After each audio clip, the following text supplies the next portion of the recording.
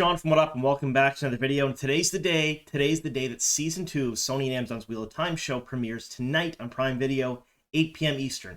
I know where I'm going to be at. I'm going to be in front of the TV watching it, and as soon as I'm done, I'm making a bunch of videos for you folks. So what are we going to talk about today? Well, there's been a bunch of news in the last couple of days, sort of a blitz up to release. I want to cover as much of it as we possibly can in this morning's video before I gear up for the reviews and all of these season episodes tonight. So, if you're new to the channel, you don't know what we do here, we cover Wheel of Time show news, everything about the Wheel of Time, in fact. So if you like that sort of thing, make sure you subscribe to the channel, and of course, click that like button, because there is an actual ton of content coming from What Up over the next few weeks while Season 2 is live. You're not going to miss it. So, what are we going to talk about in today's video? Well, there was an Amazon Live that detailed a bunch of stuff about costumes, hair, and makeup with Sharon Gilham, the costume designer, and Davina Lamont, the hair and makeup designer. They talked about a ton of stuff that happened for Season 2, and we have a bunch of those stills today for you. And there was also included in that Amazon Live a clip of Nynaeve and Egwene learning the One Power in a kitchen, no less. So, we're going to talk just a bit about that as well. We'll break down the clip. We'll go through what's in it, what it means for the show, and how it parallels to the books. We're also going to talk about all of these still images from Sharon and Davina, because a lot of them showcase some things that we didn't know if we would see in the show, and they're pretty exciting. In addition to all of that, Season 2 soundtrack is out. We're going to talk just a bit about that. It's out on Spotify right now. We're also going to talk about a bunch of content creators being invited to the Two Rivers. Yes, you heard that right. Member of our own village council, Lauren from Unraveling the Pattern, was on the Two Rivers set. He got to watch the premiere of Season 1 on the set of the Two Rivers itself.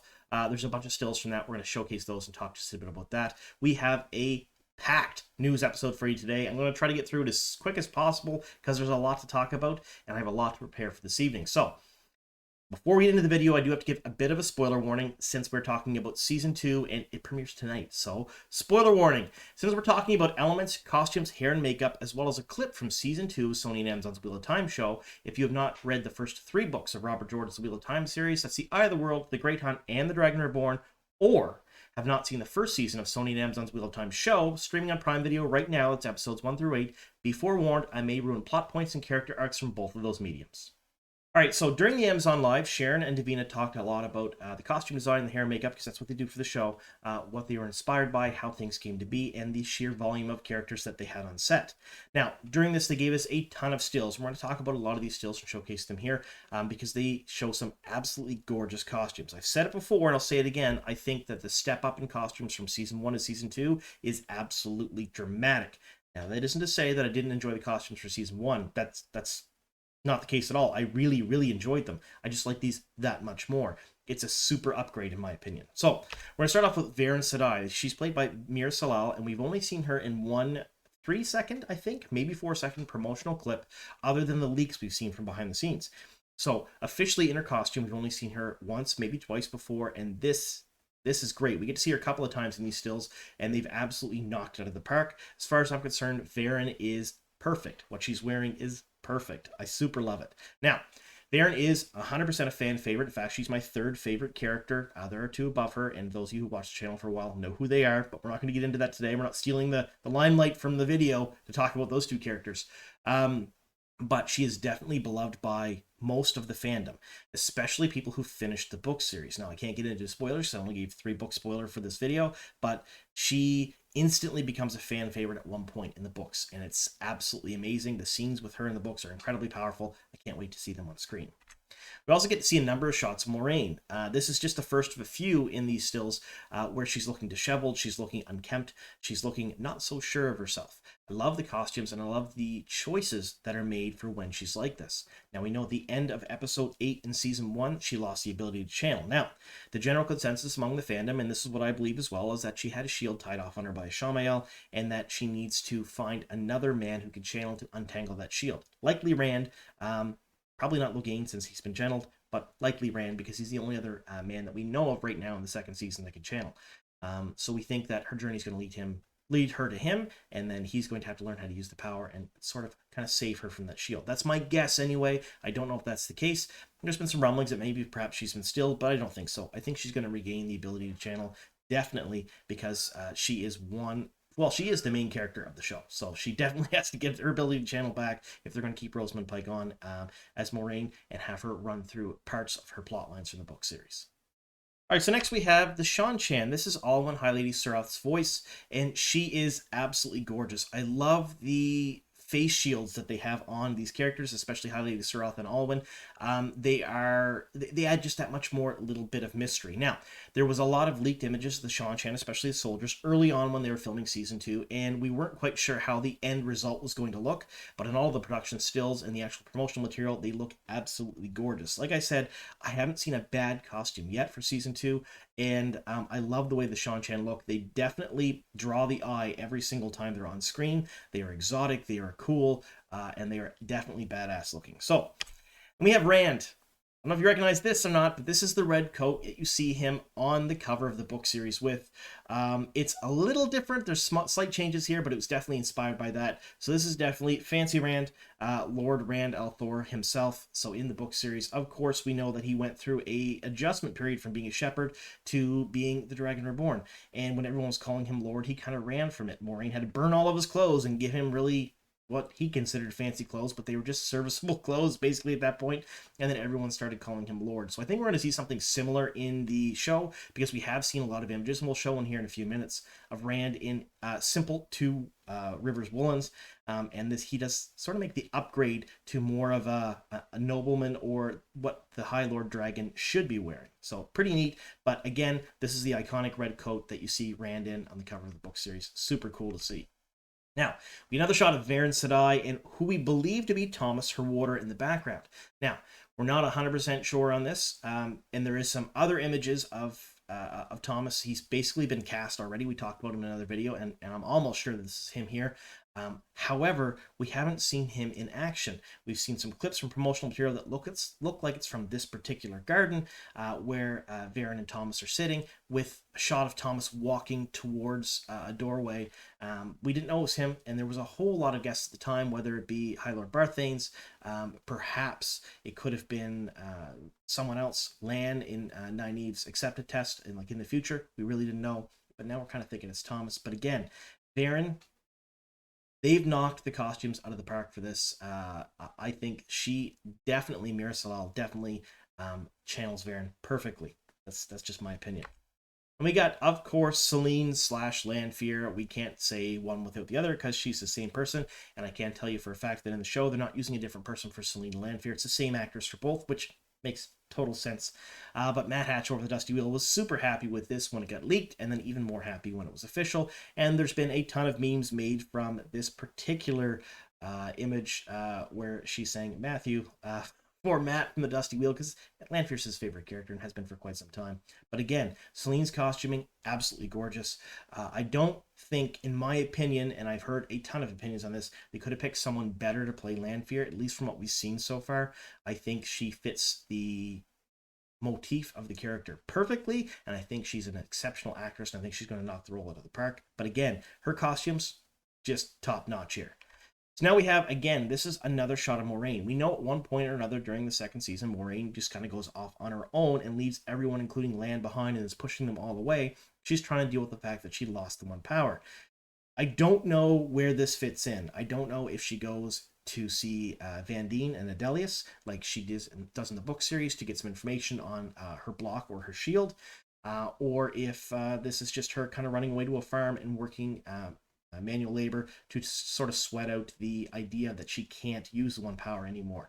I'm not 100% on this, but again, the costuming between Moraine without the power and Moraine with the power is a subtle hint to exactly what her state of mind is in, I think, anyway. And I like seeing like the disheveled, kind of uncertain Moraine, because it'll make that much more impactful when she gets, we hope, the ability back to channel later on in the season, or perhaps in early season 3, and then becomes Moraine Sedai once again, the one we all know and love from the book series. All right, so now we're going to get into some different Kyrian nobility. All right, so the Kyrian nobility costumes were inspired by both French and Japanese period clothing, and they're gorgeous. Hoop skirts, slashes of color in them. They look absolutely cool, and you can actually notice in this particular image, this woman is also wearing a kisara, which is that blue stone that Maureen wears in the middle of her forehead. You've seen it a couple times in the first season, some of the promotional material. It's in a lot of fan art. It's talked about a number of times in the series. Really is and has become an iconic part of her character, but people forget that it's not just something that Moraine does. It's a Kyrian thing. It's part of her culture and heritage. So again, she uses it as a focus for her powers in the book series. Doesn't have power itself for those of you who haven't read the books, but she uses it to focus, to use it to do certain tricks, I guess you'd say, with the one power that she couldn't without it. Now, these costumes just absolutely scream opulence. They scream nobility. They scream entitlement. And that is all things Kyrian. So Kyrian nobility are notorious for being incredibly prim and proper in public and not so much in private at all. And I can't wait to see that. These look like they come straight off the set at Bridgerton. I think they're absolutely fantastic. They're beautiful. And one of the things that I really like about the second season is they went all out in how things look. I mean, they did it in the first season too, but we didn't have the chance to see many nobility or lord and lady type costumes. We only seen them in Faldera, and while Lady Amalisa and Lord Elgmar's costumes were gorgeous, they were pretty much the only nobility showcased in the first season, if you don't count any of the Aes Sedai. So seeing all of this, the amount of work that must have gone into these costumes for the Kyrian nobility, absolutely amazing. And again, I did promise that after we see Fancy Rand in his red cloak, we're going to see him in his regular stout Two Rivers woolens. Of course, this is the Rand we know and love from the first season. He kind of ditched the Macklemore, sheepskin coat at some point or another. We don't see that here, but I love the idea that he's going to be shifting costumes here and there and playing Lord Rand as well as regular Rand in between in the show. Right, so for those of you that don't know, there are a lot of Wheel of Time content creators, and I mean an actual ton of them. They range from channels that are brand new and just starting out right now because they love the Wheel of Time to things that have been happening for years. And they have kept us going through the drought, through the longing, through the lack of content between seasons. It's been a long time, about 2 years, and I watch a lot of them. Any one of them as I can, whether they be podcasts, whether they be YouTube channels, or websites where they just gather information. These people are all huge Wheel of Time fans, and Amazon did pay them back a little bit. Now, if you remember, season 1 had an actual London premiere, a blue carpet premiere in London, where a ton of people went. A lot of the cast went, a lot of the crew went. There were a lot of famous people there. They invited a ton of content creators to go there to cover it, and they were live on the blue carpet, and they were taking video, interviewing people, having a good time. They didn't do that for season 2, and they couldn't. SAG and AFTRA strikes right now, the WGA strike, it's limiting what they can do. So they did a special screening in Prague. Now, the special screening in Prague happened on the Two Rivers set, and they got to watch the first episode of The Wheel of Time season 2. And I'm happy for them, but also a little bit jealous that they get to do this. It looks like an incredible experience. But a friend of mine, Lawrence from Unraveling Pattern, was there, and of course, he told everyone who's on a business trip. So we knew nothing about it ahead of time. And when the Wheel of Time started posting these photos on X, it was sort of a surprise to everybody, but it was really very cool to see. Now, they actually got to go to the Two Rivers set, and they got to see extras on set, people that were there to run the blacksmith shop, run the apothecary, all the herbs from the wisdom were there. A lot of the buildings were up and running. It was sort of an interactive experience for these people. They got to see Trollocs, dead Trollocs, laying around on the ground, which is absolutely amazing. And look at the joy in the faces of these people. They were having the time of their lives. This is a once-in-a-lifetime opportunity for these folks, and I'm super happy they got to do it. And I want to thank Amazon for inviting some of these creators out there, because whether they realize it or not, the content creator community is what kept them going in the drought. They kept the hype up, and especially now, over the last month or 2 months, when they couldn't actually market the show, because let's face it, Amazon couldn't market their way out of a wet paper bag. They're terrible at it. The content creators are the ones that stepped up, and they're the ones forming all the buzz for the show. So good on them that they took a lot of them out to Prague to see a lot of these things. I mean, the sets look gorgeous. The people that are there in costume that were hired for the day to actually act on set while these content creators there look gorgeous. The Trollocs, that was a nice touch. Leaving a little Trolloc, actual flaming torches, fire and smoke. Like this would have been a time and a half. I don't even know how I would have handled it if I was invited. But these people got to see a lot of really cool things, and I'm really happy for them for it. Now, all of that being said, likely what you're going to see from a lot of these content creators are spoiler-free reviews coming out today, so watch for them. Again, if you don't follow a lot of them, they're in my subscribe section. Please go over there, check them out. And then if they're not there, just search YouTube. You're going to see a lot of spoiler-free review videos come out this morning, because the media embargo, I believe, lifts today on spoiler-free stuff. So anyone who's seen the episodes, whether they were given screeners, because a ton of people were given the first 4 episodes as screeners months ago now. There was a screening in Toronto for the first episode, a screening in London for the first episode, this screening in Prague on the Two Rivers. There was a lot of other screenings that happened around the world. People who got to see them can now release their thoughts on what they thought of the first episode, or the first few episodes, without releasing any spoilers. Now, I myself, I'm going into this completely spoiler-free, other than all the leaks and behind-the-scenes stuff that I have in my back pocket.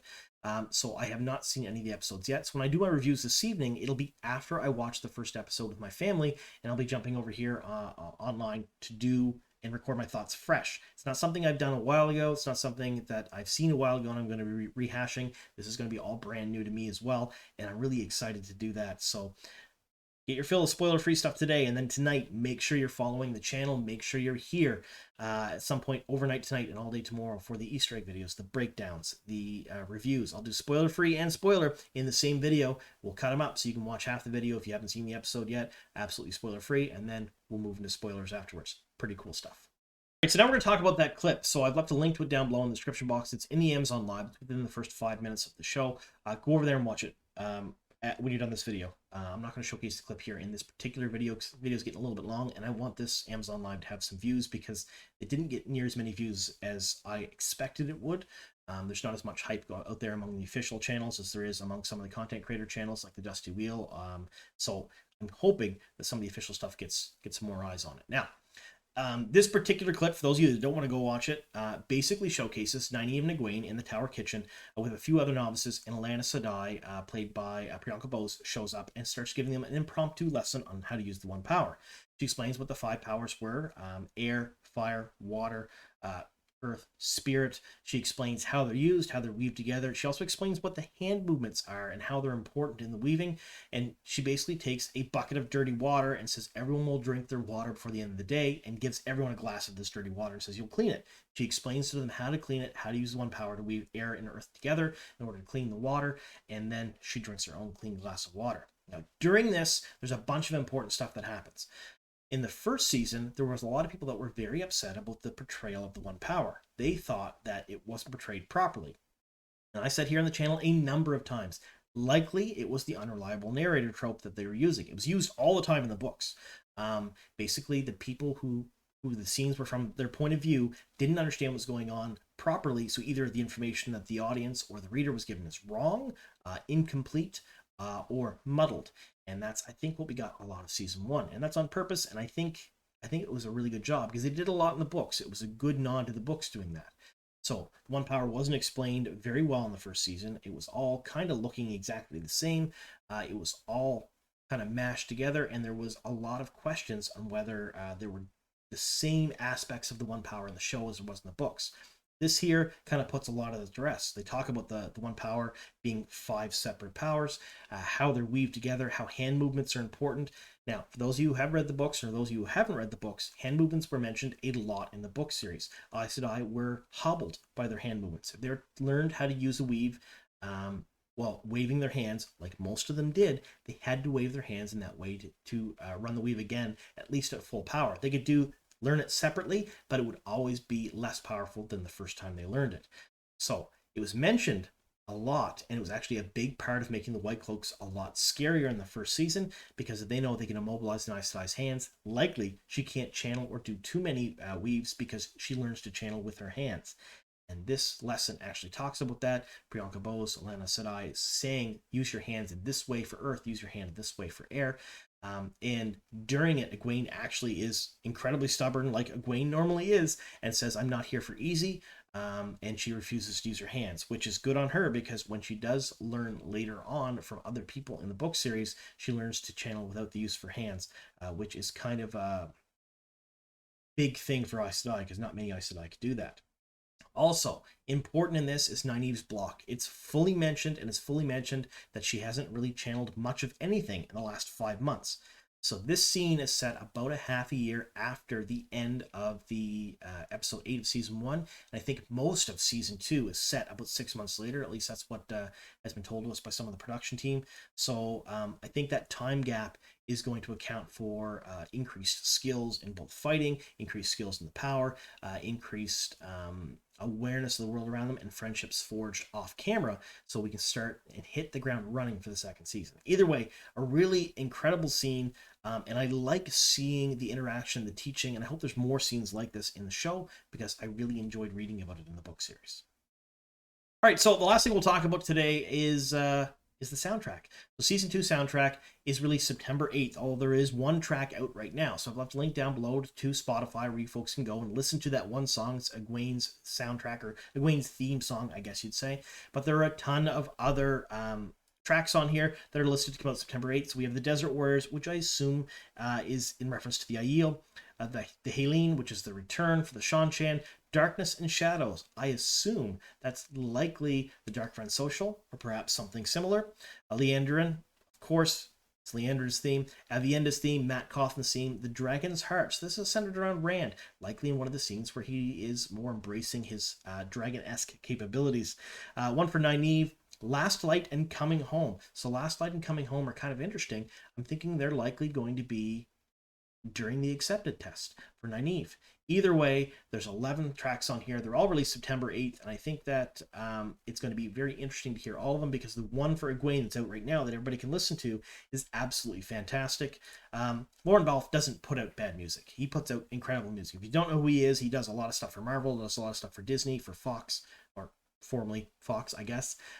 He is one of the big names in music in the industry right now.